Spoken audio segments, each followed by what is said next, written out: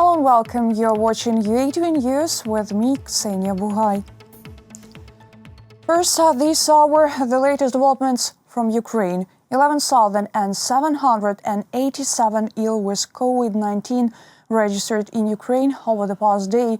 This is the new Henty record. More than 1,500 persons were hospitalized, yet more than 6,000 have already recovered. In general, the majority of new COVID cases were registered in Kyiv as well as in Dnipropetrovsk, Zaporizhia and Sumy regions.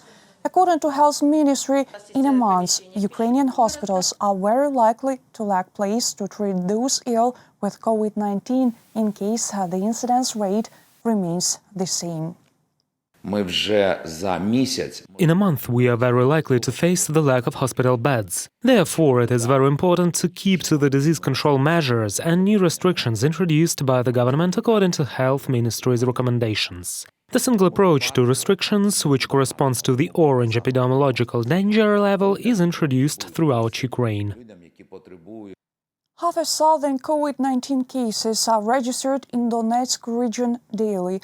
Most of them in Mariupol. City hospitals lack doctors. Therefore, local volunteers decided to support doctors of the infectious diseases hospital. Every day they come and help care for COVID-19 patients. Our correspondents know the details. They work accurately, quickly and conscientiously. This is hospital dispensary for people suspected with COVID-19. The wards are overcrowded.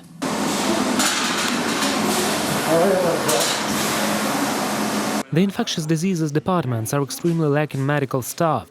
Volunteers come here every day to help the doctors. Usually we have 5 or 6 volunteers. Today there is a lot of work and we are moving this department to a renovated one, where we have bought new cool beds. We have already arranged the whole thing there, unloaded and washed everything.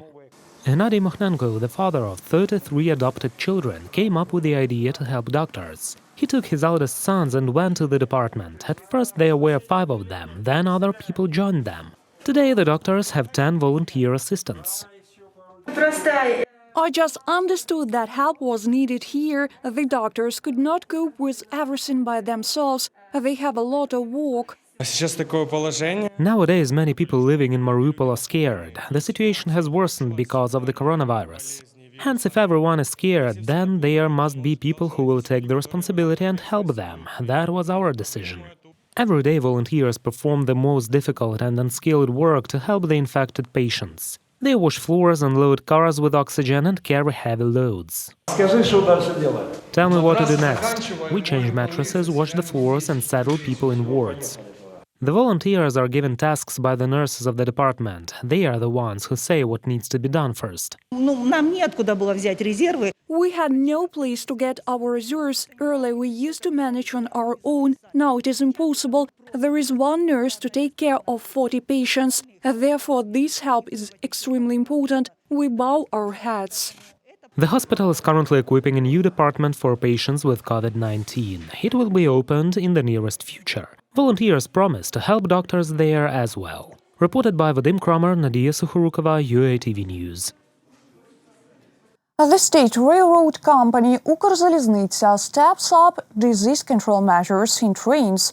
The company's press service informs that they are going to increase the number of train attendants and paramilitary security staff. They've also said in the company that they support the government's decision to continue public transport operation during quarantine and promise to ensure the safety of railroad trips.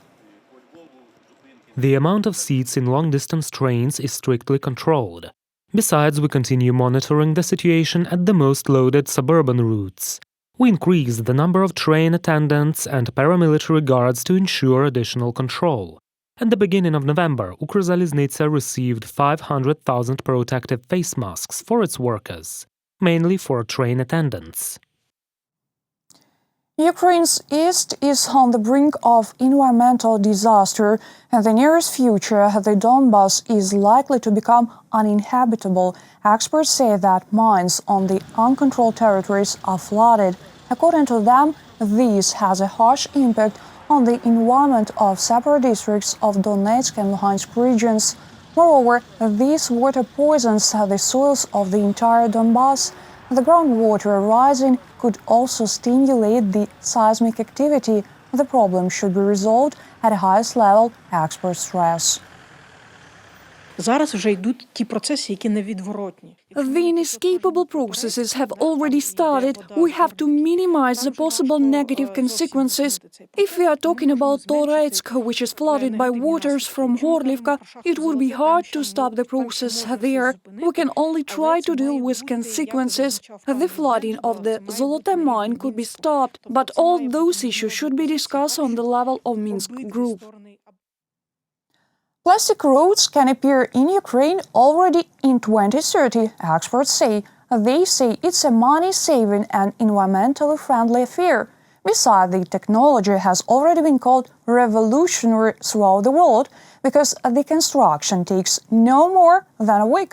The roads are made up of modular panels, which are empty inside, so cables and pipes can be placed there. In addition, rainwater can be collected inside as well. Therefore, the problem of flooding during the rain could be resolved.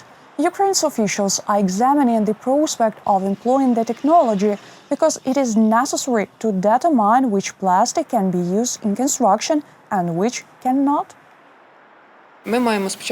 First, we need to create a circular economy. We need to create a concept in Ukraine that should be practical in terms of manufacturer's responsibility. What is it for? It should be done in order to can collect secondary raw materials. It is the plastic from which we want to build roads. Then we will learn to build processing plants, and only then we will have roads.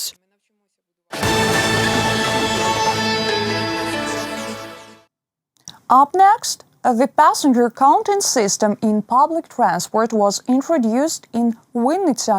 A small video camera with a computer traces the route, fixes the speed and notifies the controllers about the free riders. Our correspondents have seen how it works. Here is this small camera. The small box, which is invisible at first sight, contains an automated passenger counting system. It consists of a camera, a microcomputer, a control system and sensors for opening and closing of doors. The equipment reads how many passengers enter and exit at stops. The information is passed to dispatchers. Here we see on the map 12 people entered at this stop, 1 person left. This system was developed by Vinnytsia specialists. Now it is installed in local public transport. The gadget also tracks the bus route and takes into account the speed. This system works on the optical principle. The algorithm and principles of operation are also patented. Our algorithms recognize the number of people coming in and out.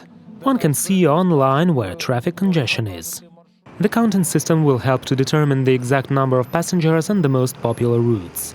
So communal enterprises know where it is necessary to add buses, trams or trolleybuses. The installation of passenger counting system enables us to calculate the number of passengers who use public transport, know some certain figures and do the analysis based on them. The smart system also detects free riders and sends controllers to them. First of all, it is about honesty and responsibility. The passenger counting system is planned to be installed in all local buses, trolleybuses and trams. Reported by Vadim Kramer, Ivan Dmitriev, Arina Kantonistova, UATV News. The Broadway story. For the first time during the quarantine, a new play was staged at the Kyiv Operetta Theater. The performance had a success on the small stage. Our correspondents have also attended the premiere. Чим я можу їх купити, коли все продано? А, стара курва, красиво йде на сцену! The Broadway story is a true life story of theater and silent film star Loretta Taylor, written by John Cromwell. The actress was a star in 30s and 40s of the past century. There are no arias in the play, but there is drama, which is not easy to play. Comic moments are intertwined with tragedy. According to the script, after a 10-year break, the heroine Fanny Alice who suffered from alcoholism, tries to return to the stage. This is a woman's destiny, very multifaceted and diverse, and this actress really existed, a famous actress in Hollywood. She had a very difficult fate. Of course it was very difficult, this emotional outburst false, but this was her fate. The Broadway story is the first premiere staged at the Operetta Theater during the quarantine period. It was rehearsed for a month on the small stage. There was just a need to meet and work only professionally. Moreover, we had such a long period of time we did not know what to do during this quarantine. And that's why this is such an attempt to laugh at our ridiculous time. Theater-goers missed new performances, and the play of the actors was duly appreciated.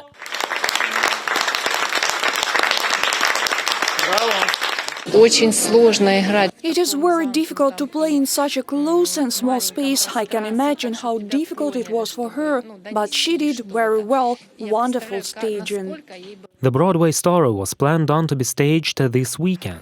However, due to the quarantine, the performances were postponed to regular weekdays. Reported by Vadim Kramer, Inessa Zanina, Alexey Idrisov, UATV News. That was our final story this hour. Thank you for watching. Stay tuned. More updates on our official website, YouTube, Facebook, and Twitter pages.